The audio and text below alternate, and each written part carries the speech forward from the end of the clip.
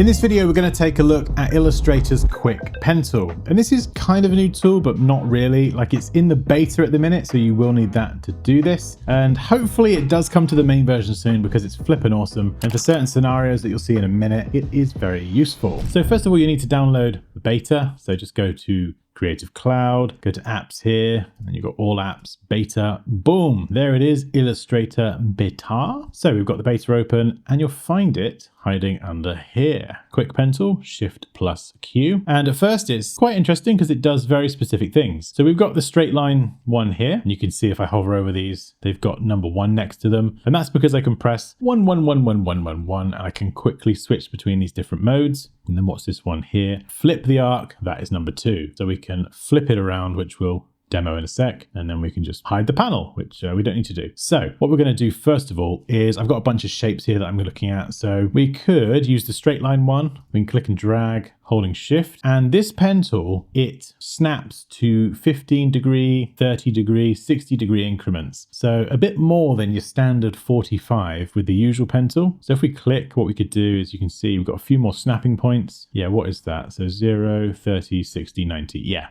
So we could then do something like this. I'm just holding shift, clicking and dragging, and we've got like a heartbeat monitor, which is cool. And we can adjust the length of the line as well whilst still using this tool, which is really handy. We'll do that in a minute as well. And let's give this a thicker stroke. We'll set the filter none. And we can very easily create something like that with all of those diagonal lines at the same angle, which is lovely. Right, let's throw that up in the corner. What else can we create? We can create a cloud. Let's switch to this one here. So we could click and drag. You can see it draws out a lovely curve. Again, we can hold shift if you do want to snap to those angles. And then we'll do like a really nice big one up here. And then a slightly smaller one here. And then maybe a tiny one at the bottom. And you can see it marks that bottom line as well. And then rather than a curve, I can press 1 to switch back to the straight line and connect it back up. Now, if you don't like these really sharp, spiky bits, say you're doing something like an icon, and you want something a bit more playful, what we can do is we can always round the cap and round the corners, and you can see it just rounds off those sharp, spiky bits a little bit. That's quite a good cloud, actually. I'm happy with that. Well done, Dan. Bit of self-praise there. Okay, next up, we have this shape. I don't really know what this is, but I mocked it up for fun. So something like this, we switch to a straight line. We're snapping to that same sort of, what is that? 60 degree angle. So we'll do something like this. And then what we could do is grab the direct selection tool and just round off those curves a little bit. So it could be like a flame or something, or part of a logo. So that can be pretty cool as well. Let's throw that up there. We've got something that looks like a wild apostrophe. So we could drag this out, press 2 to flip it around. Now, I don't want the whole curve. I actually just want part of it. So I'm going to just do something like this and then intentionally bring it back to the point that I want it to stop at. So when you're doing something like this, okay, we're going to press 2 to flip it. What you can do is you can look at the whole curve, but imagine that you're only going to use part of it. So we'll try, let's press 1. There we go. We could flip it all the way around and create something like that. We can then still go and fine tune all of this. So if we do want to bring that in, as you can see, I've completely, completely ruined it. Let's go back and have another crack at that, I think.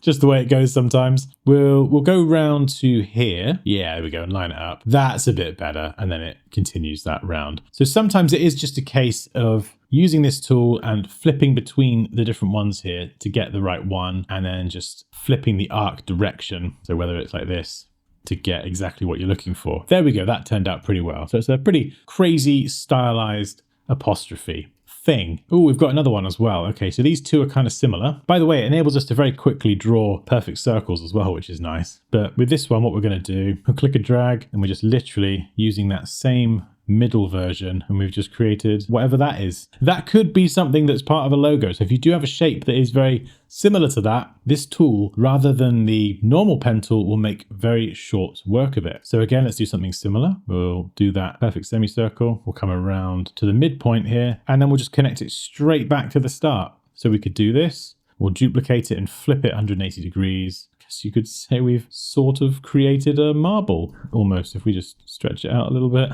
I think you're reaching a little bit there, Dan, but we'll throw that one to one side. Let's do another one. We're going to go and do a circle. And I think with this one, actually, we'll do something a bit more fun. So we will, in fact, I'm going to shrink some of these and move them out of the way. Just shrink that marble down.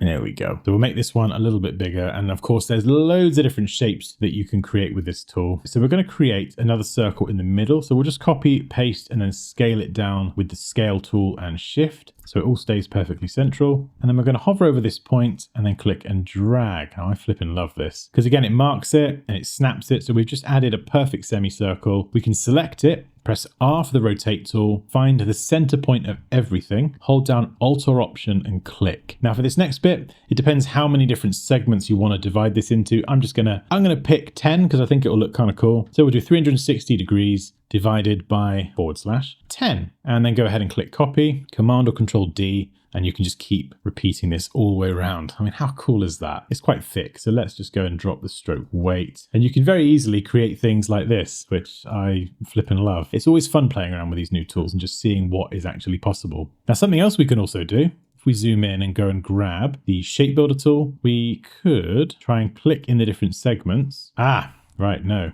we can't do that. Some of this isn't connected. Well, let's try turning on gap detection. This can sometimes be quite useful. There we go, nice. So if there's like a fraction of a pixel where these lines here aren't overlapping and connecting, you can see that it just highlights entire segments, and that's not what you want. So sometimes turning on gap detection, you can see small here, it's 3 pixels. If they're close, like really, really close, they're within 3 pixels of each other, these different endpoints and lines that are overlapping, it just counts them as they are touching, they are together. So that's why now with gap detection turned on, I can highlight the individual segments. Let's just check. Yes, we're all good. Fantastic.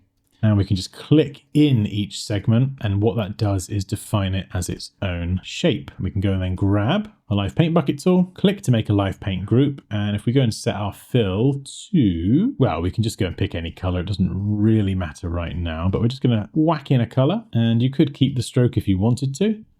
So we could go for the same sort of pinky color, but like a darker shade. That can look kind of cool. In fact, let's fling that to one side. We'll save that for later. And then if we expand the live paint group instead, let's get rid of the stroke. Now we can't set it to none. You can see the question marks here. Just go and pick any color and then it will let you set that back to none. Now we're going to ungroup everything. There we go, ungroup all. So you should be able to pull this apart. Now we don't want to do that.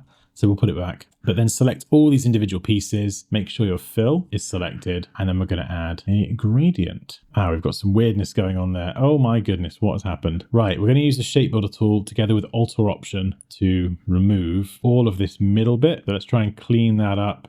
Got some random anchor points stuck in the middle. God, what has happened here? My goodness me. This is one of the downsides of the Shape Builder tool. You can see it generates a crazy amount of geometry. So we've got to figure out a way around it. So I'm going to go and just connect all of these up, make sure we don't ruin the design. When I did this a minute ago before recording this, it didn't do this. I wouldn't try to avoid this because with the Shape Builder tool, this is just one of those things that happens. Whether you like it or not, maybe you do everything perfectly, exactly the same process. Sometimes things just happen. Illustrator's like, do you know what? Ginger? We're going to give you a challenge. Deal with this. And we successfully have.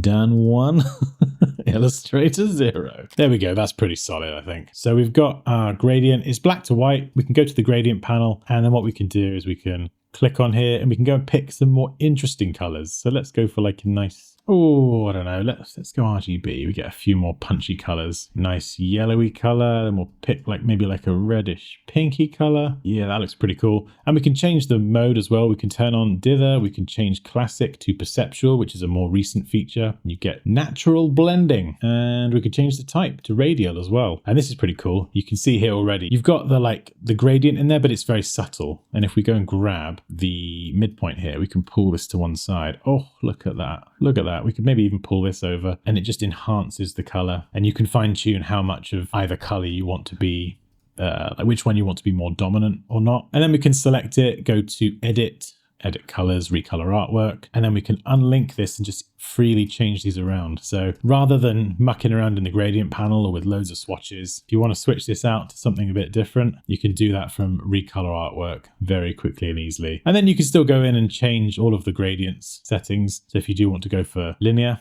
I don't know why it's changed my colors back, but there you go. You can do that. but I think I'm going to keep it radial actually. Yeah, I really like that. So honestly, this is just a few ideas and things that you can do with the Quick Pen tool. And it's one of those things that I do hope comes into the main version of Illustrator, because whilst we've got quite a few pen tools here, this one definitely helps in certain scenarios, and it just makes drawing smooth, perfect curves just so much easier. And there we go. There is a look at Illustrator's Quick Pen tool in the Illustrator beta. If you want to learn Illustrator with me, I've got my full course linked below. But otherwise, take care, and I'll see you in the next one.